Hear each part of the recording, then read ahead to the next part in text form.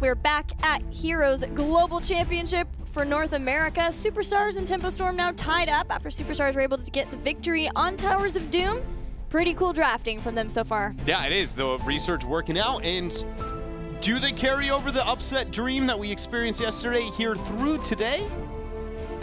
They're showing signs of it. They are. Every game, every series went to game number 5 when the upsets did end up happening here.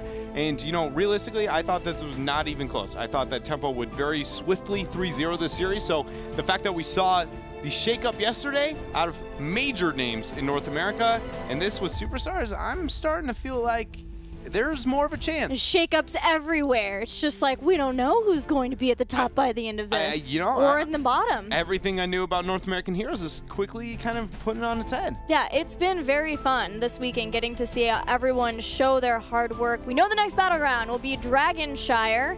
We'll check out and see who picked it. Likely it is a Superstars pick. Yep. Since Tempo Storm likes to get the first pick, although both teams like this battleground. I think this is where we had Probius too, right? We did, as the entire draft was commenting and complaining about the lack of priority on a solo and how unrealistic it was for them to draft it, and they were like, but what if we Probius? It did not work out.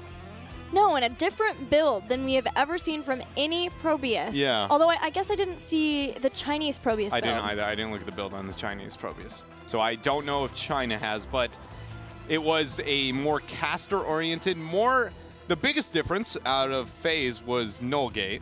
Yeah. Which was, not too many moments were paid out? No, we did see where they were trying to make it work, though. It was Null Gate so that nobody could get into the void defensively so that they could guarantee getting a kill, but only one time did that guarantee them a kill, and a lot of the game they were behind.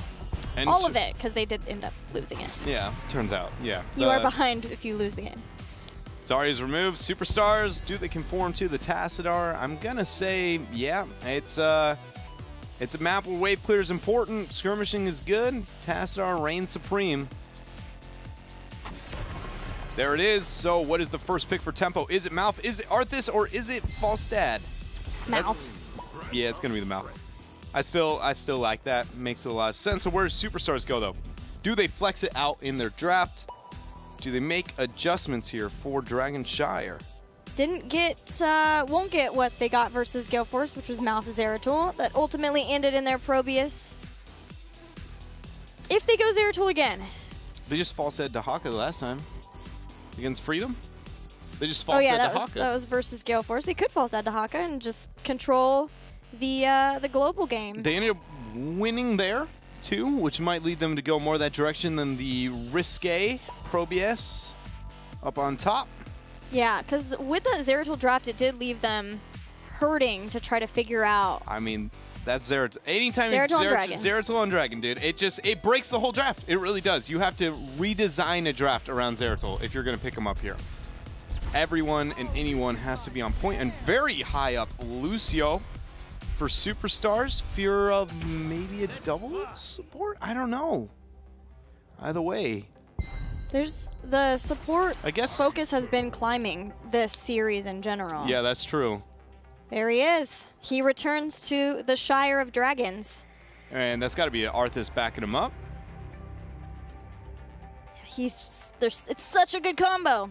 Yeah, and it's just been Tempo Storm has been one of the few teams that prioritize Arthas as high. And you know, Zeratul buying the time. Well, do they have to get Greymane if they really want Greymane? I mean, this would be the spot, right? Yeah. If that is the trade-off that they're going to have to answer. But I really lean towards the Arthas here. Same. I feel like without any warriors picked up, they're going to lose, you know, heroes in the next row. It just makes the most sense. What do they got? Give me the Arthas, please. Or a Murden. Thank you. Okay. There we go. Things are still making sense. Figuring it out. What do we do for Superstars? What do you want to see? How is the solo going to work for Tempo now? Do they keep Zeratul the whole time? Oh yeah, they're gonna ban Kael'thas, of course. Even though Psalm will be the player onto the Zeratul. Just not want to do yeah. it. Maybe someone else plays it Dread. I mean, I wouldn't put it past them. At this point, you know, a lot of the members of Tempo Storm are just so flexible that it's a lot of heroes are viable for them to pick up. We're seeing a hover ban and an executed ban onto the variant. Is this a test on Sray? He doesn't have great wave clear, but he is good at being able to, you know, help make sure that they get those kills in between rotations. Does this force Sray to pick his old staple of Johanna? Do we see him favor a Nubarak? Muradin still up? I would really like an Anub, honestly, out of him. I think that would be a go-to. It just depends on what damage source they actually want to pick up in this rotation as well. Because if you just pick up the Anub and you're lacking too much in the wave clear, then it will hurt less and you can move into the JoJo would be the safer choice. Superstars loves Gul'dan on Dragonshire. Oh, there's the Johanna, there's the Gul'dan. No top lane still. Tempo Storm gets to set the tone for that. They have already got the Arthas who can reside up in the northern lane, but if anybody else wants to move up there, could be a lot more dominant and more successful. With the Zeratul, it's not necessarily a map, but it is, I feel like with the comp, I can see an argument for Ragnaros. But again, it probably very unlikely. Who else up on top? Obviously, we still got Dahaka. It's going to be a new Vala, so Arthas is going to be the placeholder. And no Nubarak available for Superstars now. Dahaka's still up. Dahaka is up. Makes the most sense for the solo. For Goku too. Are we missing anything major? I feel like a Leoric wouldn't be terrible. I don't like it too much with Johanna, but I do with Gul'dan and sustained DPS. Hello, June. He was just casually dropping by, checking out the draft, seeing what's up. I think he's happy with Tempo's draft. Yeah. He gets his Malfurion. Yeah, you'd be looking at that one and just be like, this is pretty good. We have really good chances of winning this game, guys. Good job. They aren't necessarily the best in the wave clearer, but they are so good on kill potential and dominance in their laning that they are going to be just fine. 8 seconds before we figure out Superstars top lane. And it's going to be Dahaka, right? And it's just going to be, no. Who Falstad? are they going to top with? Falstad Medivh, 2-1-2.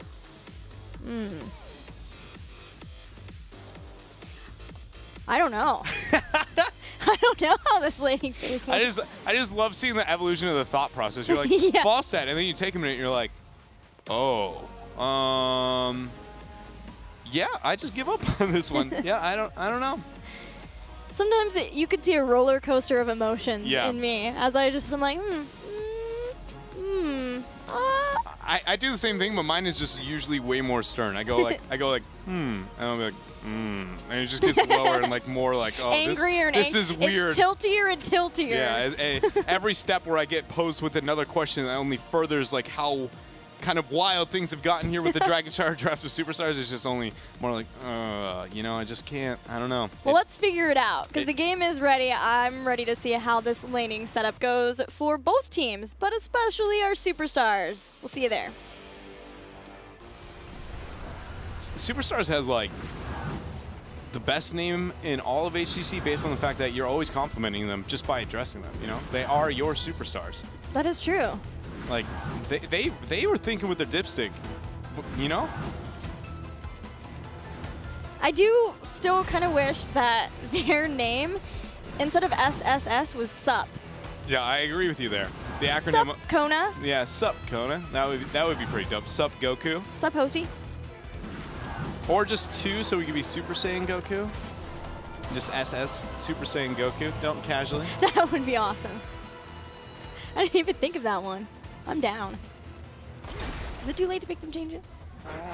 You know, I'm no expert in this, but I'm gonna say probably. Yeah, probably so. But we can start a petition. You know who else could start a petition? Hashtag HGC. No, just kidding.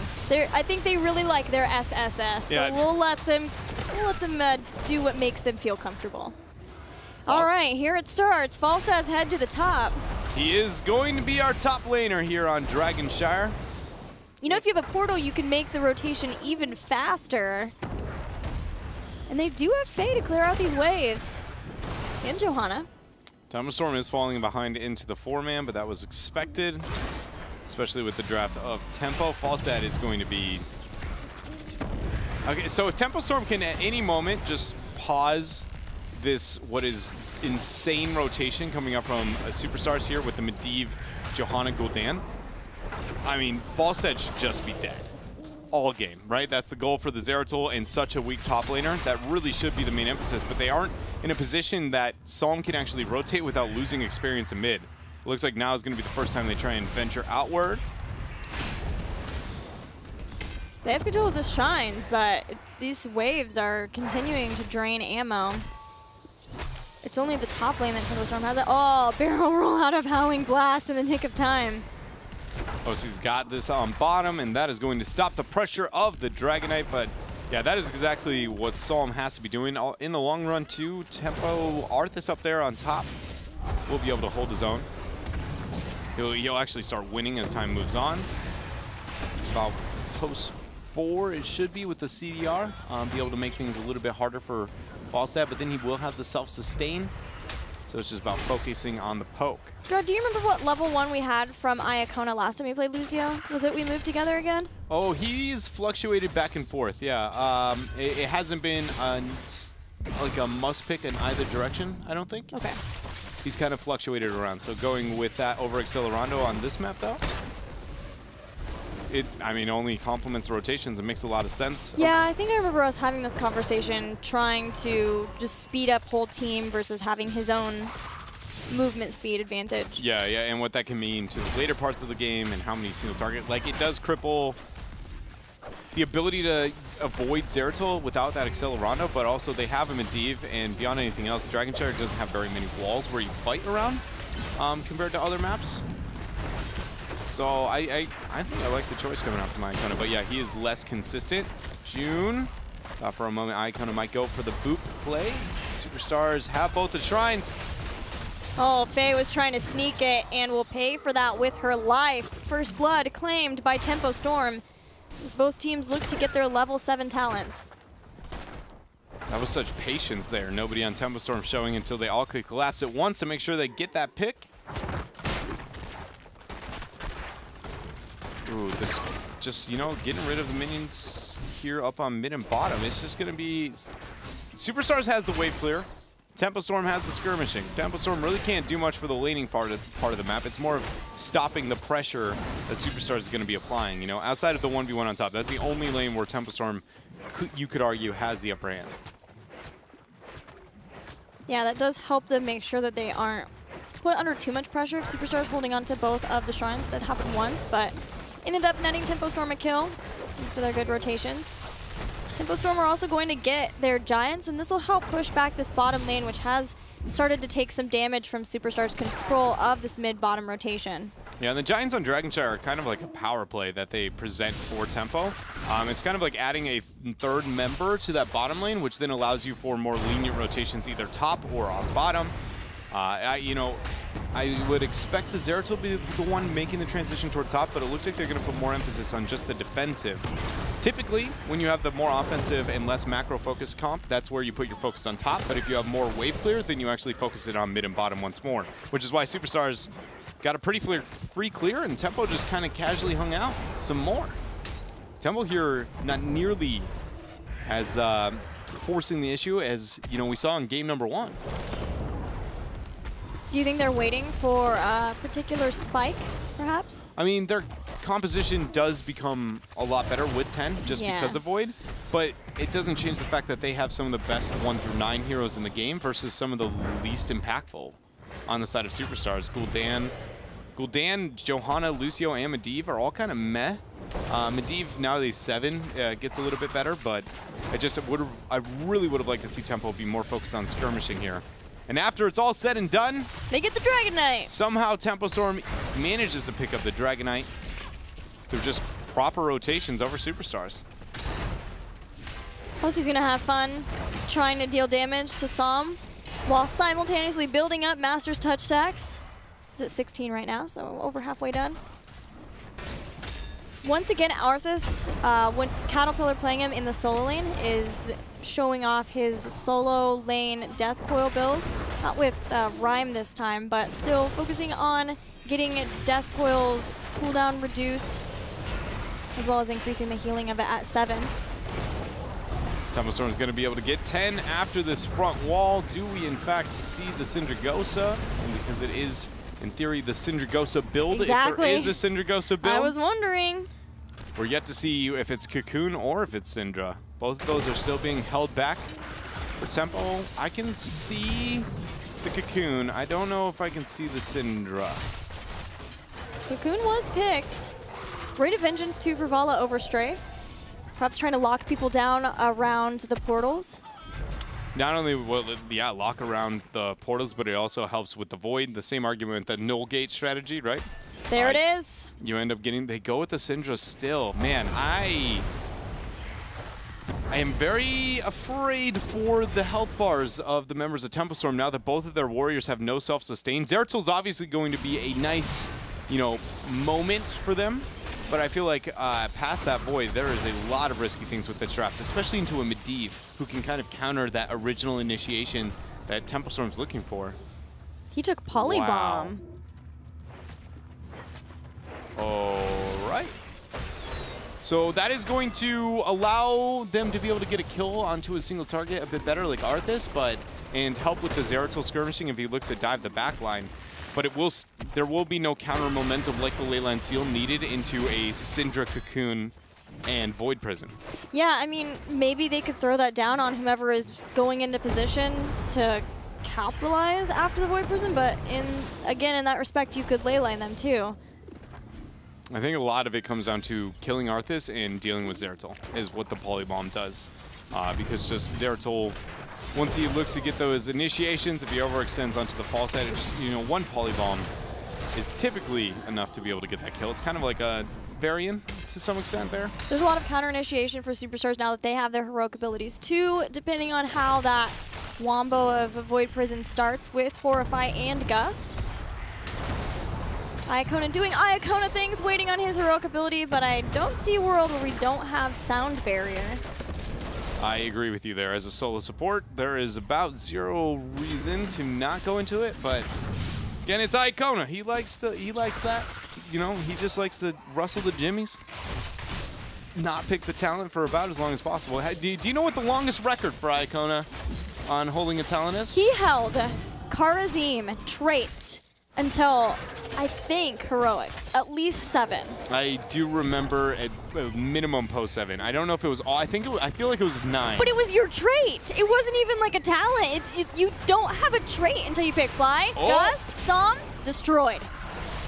That was a... You could not... You said about 4 words and you just nailed it, Oh, we're clapping for me. I was clapping for the Fly. You're like, here's a Fly. All right, and delete it. All right, so that was that. I just, so succinct, accurate. My goodness. Popping off here today. Thank you. Caterpillar in the 1v1 with Goku, but the members here, Iacona will lose this. These two, it forces an ult from somebody except for Sray. Is here now too. Cattle's getting low. Cocoon grabs Johanna immediately. Remember, there's no Army of the Dead for Cattle. Fury, does he have Burrow to get out of here? He yes. does. Over the wall. But they have Blessed under the wall. 14. He's going to be fine. He makes it out here. Both the shrines captured by Superstars. And they look to move up here. Faye remembers what happened last time she started that channel. Was not good. Iacona's channeling it, but that is the support. Not necessarily the best option, but of course, whatever you can do to get the Dragon Knight, sometimes you have to make those risky decisions, those risky plays. Once again, these are being held. Goku chases out Psalm from claiming the bottom shrine. Fury gets him one more delay here. Arthas is now going to look to capture on top, so they need one more. There it is, and now this is a Dragon Knightless Superstars. There's a Zeratul Falstad hanging out in bottom lane. And that's all. Just hanging. Psalm goes back. Tempo Storm staves off a Superstars Dragon Knight and doesn't lose anybody. So big win.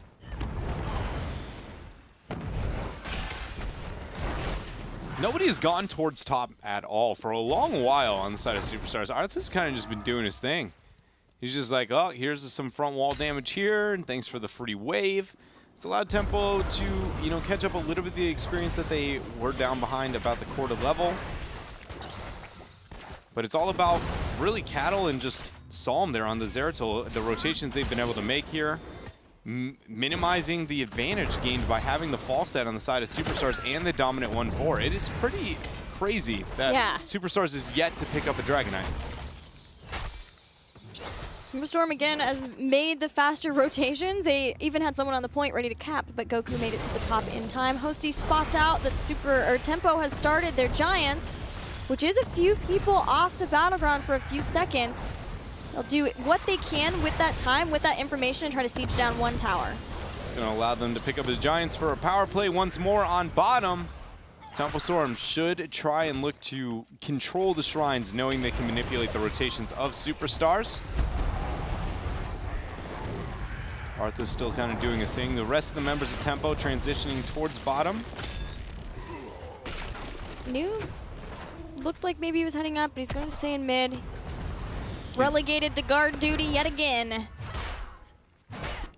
It's always not fun to be the guy who has to delay. Goaltending is about the most needed, but also not fun things to do in competitive heroes. Especially on Tomb when you need 2 of them. Then typically the support's one of them, and you're just like, man, I don't want to do this. I don't want to be the one who has to 1 versus 4 and buy time.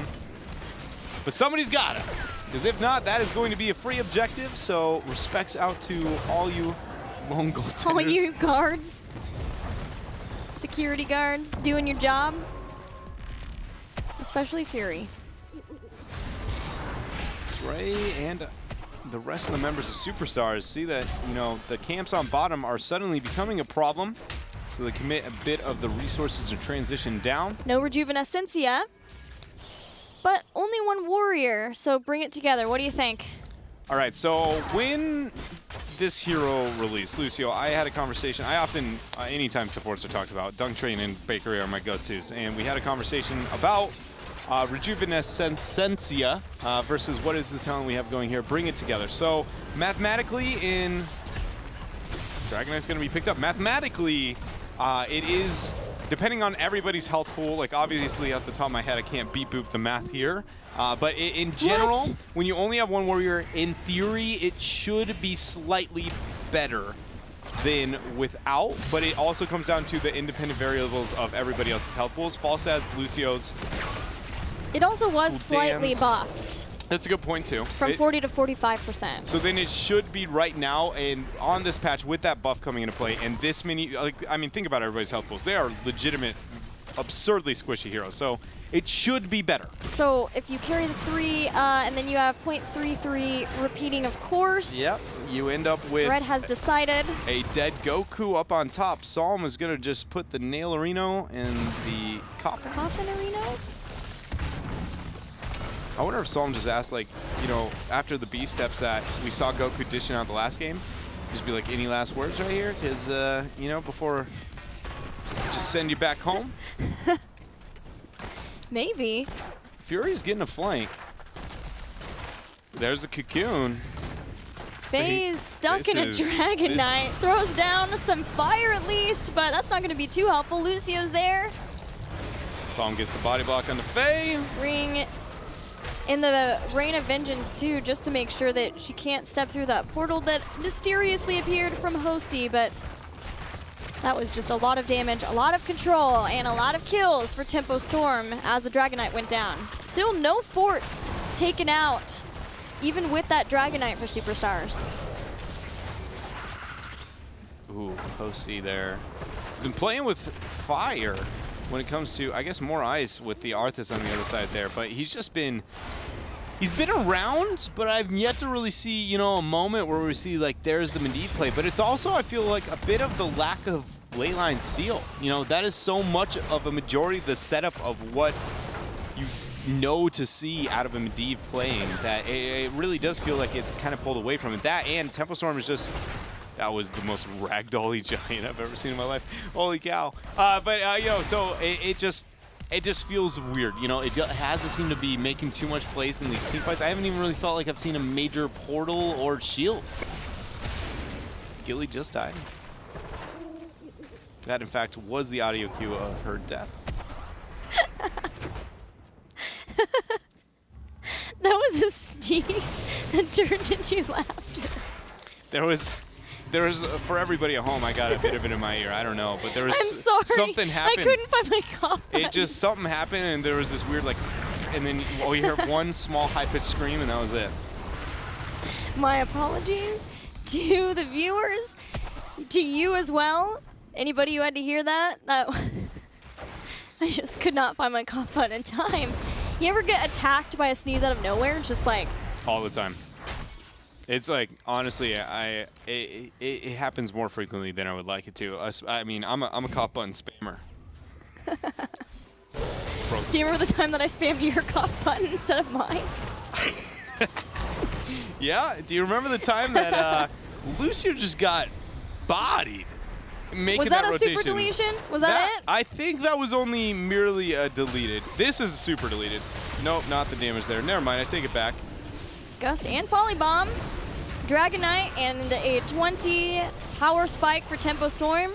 It's not a happy Void Prison. We'll just act like we didn't see that one there, you know? It's all right, Sam. Yeah, that was well, not the intended purpose here, but with 20 advantage, Tempo Storm has the Dragon Knight. It is very realistic for them to get at least some damage there onto that keep. It should be a full keep with the 20 spike. But again, they may not commit to it. They're, you know, right as I say that, Syndra Gosu comes on. 20 seconds now to siege down the rest of the keep. 9 seconds until one of the supporting type heroes is back. That's Lucio. Then we have 20 seconds until Medivh. So no real way to stop this, especially with Gust on cooldown. Tempo Storm takes out the first keep. And as they walk back, they'll happily just take a fort with it. Getting the fort and the keep opens up a lot of the rotations on the map, and the fact that Tempo Storm is yet to lose really any major structures, that is a no-no late game for you know, superstars here on Dragonshire. Just, we always talk about it, Dragonshire, the laning. Certain lanes are worth more than others, but more importantly than other, it is one of the biggest rotations maps. So whenever you have the minions constantly pushing more against you, means that Tempo Storm gets more information. They know more about rotations at all points. So superstars should really be looking to, with their next Dragon Knight, not even getting a keep. It's probably going to be unrealistic unless it's a 25-minute one, and just go for double fort and the keep front walls. I wondered if that would be the choice at level 20 for a Hosty. Guardian of Tirisfal again for a Medivh, being able to one-shot minions and catapult. Importantly, now that keep is down in the bottom lane. Absolute Zero, though, is not generally a pick I see. Syndragosa flies farther, also Roots. Okay, so Syndragosa's level 20 upgrade is top 5 in the entire game. It also has one of the coolest names in the entire game. I mean, it's pretty neat. Absolute Zero, hello? I mean, and scientifically, that's just badass. It very much is. The Condemn comes in, the Blessed Shield, and that is going to be the first pick here. Tempo Storm losing a member at the post-20 fight. Yep, Horrify was very good for Faye at the start of that. Nets a kill on Psalm, which was the exact target you want to have a Horrify hit. No Void Prison now until Psalm can respawn. And that lets Superstars be a lot less scared of how they want to continue to siege up in this lane. They're going to put some up here onto the bottom. With Goku, they are allowed to actually siege as late as possible. So at a roughly 5 seconds, like right about now, man, they're going to all in this keep. Okay, so they have an option to either commit to a Dragon Knight for free and get the keep later, or go for the keep now and get more out of that Dragon Knight in a full 5 versus 5. And they're taking the risk now. Yeah, they have portals. They still have Gust, too, to be able to disengage. We have Sound Barrier if things get especially hairy. They got it. Roots down on top of the portal. Everyone fairly low is Stray, although there is a Cocoon, but they break it out fast. Oh, the Roots! Absolute Zero! The shielding, he can't make it out! Iacona drops the Sound Barrier, so he is going to be fine for now, giving everybody the movement speed. Fury went for the dive. Twilight Dream hits all 5 members of Superstars. Stray has indestructible proc. They use Horrify to try to get away. Psalm finds 2 with a Void Prison. And that is going to be the follow-up burrow from Anubarak to seal the deal here. Moonburns trying to get the pick off onto the false head, and what was a fork in the road. Superstars went for the risky play. They got the keep, but it cost them their lives. And that is going to be the end here of game number 3. Gus up in 18 seconds is just, too late here. Tempo Storm, with not nearly as a dominant fashion of game number 1, will be able to take lead once more in this series. Superstars brought out the fight. They had the really good 4-man. Tempo Storm had a lot more kills though, 11-2, able to get the first keep, maybe putting some panic into the minds of Superstars. They felt like they had to get that keep, but they did have a lot of disengagement tools where in theory they should have been able to make it out. It just took them slightly too long. Som was back. He was able to catch them on the retreat with a Void Prison too. Yeah, and we're going to we have that as a replay. What happened there at the very end of that last game. So we're going to take another look at that in just a bit here. So a lot of it was just the, the Syndricosa route really enabled so much for that. And thanks to the Absolute Zero, we talked about how insane that talent is, having a massive AoE route. The Fury hitting the burrow there at the end, but I mean, that Twilight Dream, let's be honest here. It's, turns out, one replay, you can quickly figure out why Malfurion is first pick worthy. And June gets a lot of those. He does. Quite frequently hits, 4 to 5 man Twilight Dreams. And incredible roots too. We've seen that in several series from him.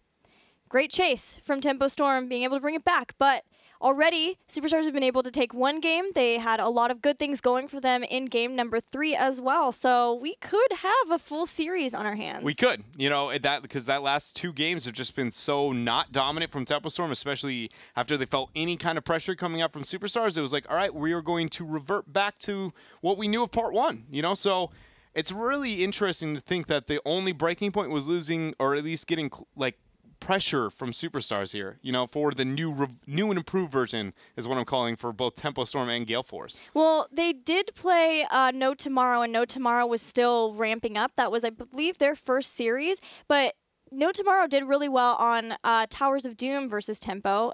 Got several picks, but Tempo was still able to close that out. And then the 3-0 versus Team 8, which we've seen from Team 8 just have a struggle at the beginning of part 2. But Superstars, super happy for them so far. We'll see if they can continue that trend right after this.